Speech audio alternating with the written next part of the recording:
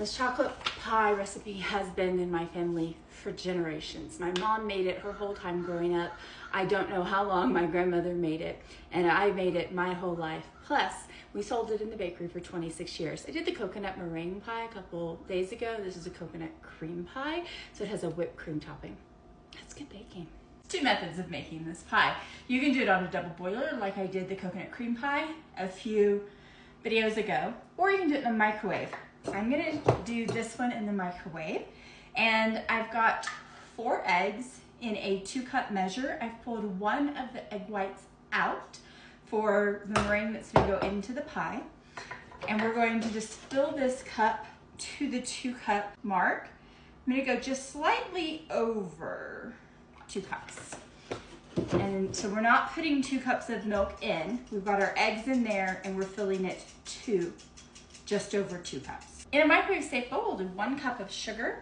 I do like to sift these dry ingredients, especially with the cocoa. A lot of times you'll end up with clumps, and they're hard to ever get them whisked out. We can start with a nice smooth mixture. It's gonna help a lot. We're gonna do 1/3 of a cup of cornstarch and 1/4 of a cup of cocoa. Sift these guys into our microwave safe bowl. Add in our whisked eggs and milk and combine these guys. Now when you're microwaving something like this, you want to do it at half strength.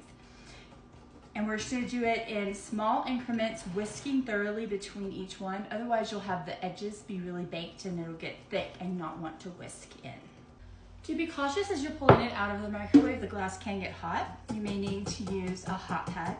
You want to slowly reduce the amount of time that you're microwaving it each time.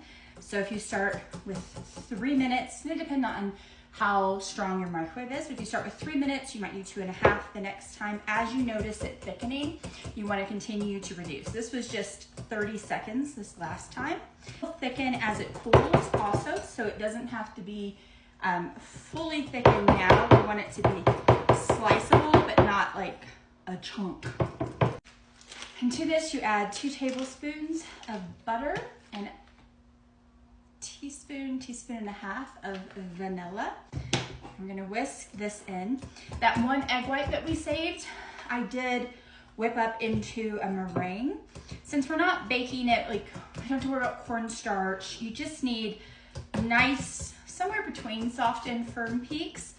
If you have a hand mixer, that's gonna be your best way to do it. I'm not sure if it would do it in an actual stand mixer or not, because it's just 1 white, so it's not a lot. I think I got this contraption from Pampered Chef, and it's actually for whipped cream, but it'll do an egg white also. All right, a bunch of butter and vanilla are thoroughly mixed in. We're just gonna fold in our egg white, folding the ingredient over. And we'll continue to do this until all of the meringue is in.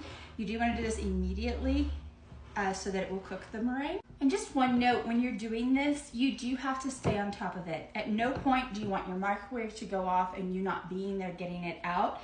It needs to be like under continuous heat. So pull it out, whisk it, put it immediately back in. All right, this is gonna go into a pre-baked pie shell that I have here. You could do this like the coconut pie if you prefer meringue. And at this point, you would top it with meringue and bake it. I'm gonna make this one chocolate cream though, so it does need to totally cool before we top it with the whipped cream, or it will just melt it. Just place it over, and you do wanna press it down all the way to the edge, and that will prevent it from getting a film on it. And we're just gonna pop this in the fridge until it's totally cool, and then we'll top with whipped cream. And to top this pie, we're just doing a basic whipped cream.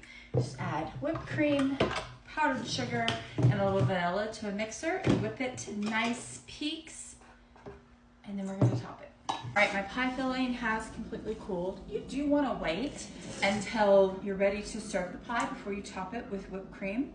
I'm gonna give this pie away, so I'm gonna do a taste test. They won't even miss. It's rich, smooth, creamy. Has kind of like a French silk flavor to it. A real French silk pie is made with raw eggs. This is not French silk, but man, is it delicious. And then I like to take a chocolate bar and a grater and just put some chocolate shavings all over the top. And there you have it.